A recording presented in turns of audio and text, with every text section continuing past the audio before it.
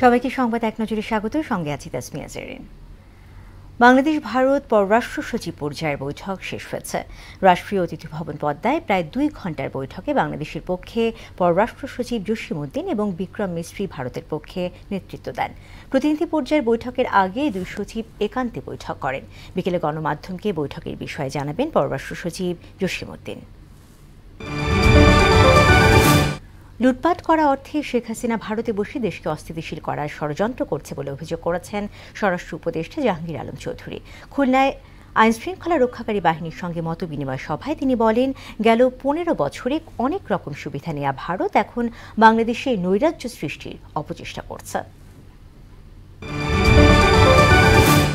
আগরতলায় বাংলাদেশ সহকারী হাইকমিশনে হামলা, জাতীয় পতাকা অবমাননা এবং সংখ্যালঘু ইস্যুতে ভারতের গণমাধ্যমের অপপ্রচারের প্রতিবাদে 11 December Dhaka Akhaura long March কর্মসূচি ঘোষণা করেছে বিএনপির 3 সহযোগী সংগঠন।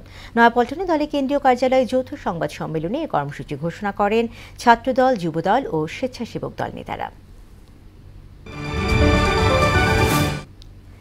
মেগাসিটি ঢাকার বাতাস দীর্ঘদিন ধরেই দূষণের কবলে। বেশ কিছুদিন যাবৎ বিশ্বের দূষিত শহরগুলোর তালিকায় ওপরের দিকেই রয়েছে রাজধানী ঢাকা।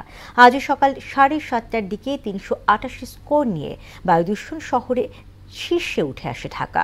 আইকিউএআর-এর তথ্যানুযায়ী এ মান জনস্বাস্থ্যের জন্য ঝুঁকিপূর্ণ হিসেবে বিবেচিত। শীতে কাঁপছে দেশের উত্তর জনপদ।